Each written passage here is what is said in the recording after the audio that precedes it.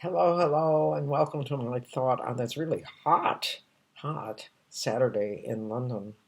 And my friend just went grocery shopping for me because I am isolating, because I am definitely over 70. Um, and I was surprised at the cost of the groceries that came. But what is happening is that grocery stores and retailers all over the world are keeping the prices the same and sending us less, the smaller portions. So, in order to get the portions of food that you want, you're paying double because you have to get two of everything instead of one.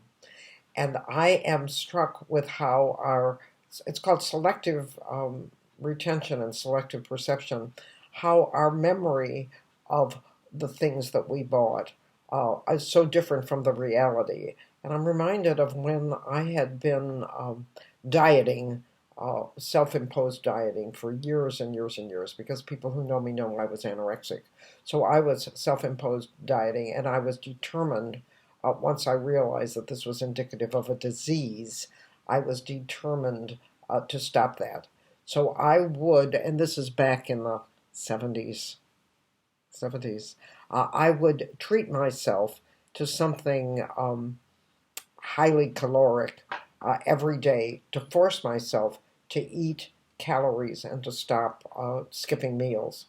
And one of the things that I used to love as a child were Mars bars. Now, I don't know whether people in England know what Mars bars are, but they're chocolate covered, caramel filled candy bars.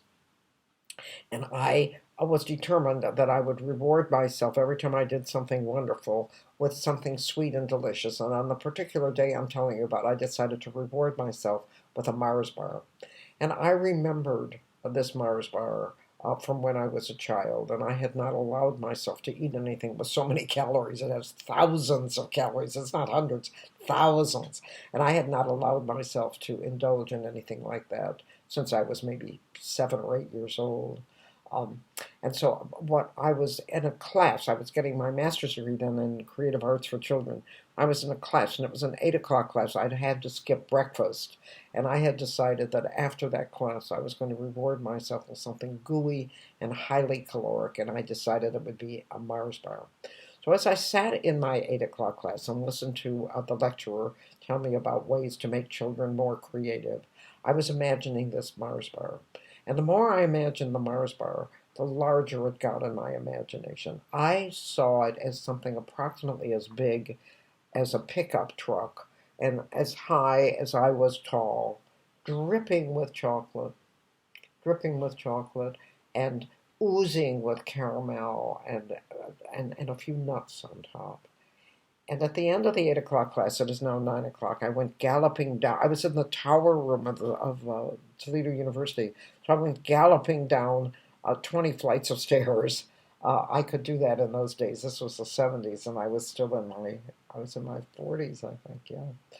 And I went galloping down to the nearest drugstore because in America you could buy candy at a pharmacist. You did that. And I ran into the store and I bought this Mars bar. And because I had deprived myself for so long, I wanted to eat it quietly by myself and just enjoy every one of those thousands of calories. So I went out of the drugstore and I went to the side of the building and I opened up what I imagined to be this gigantic confection.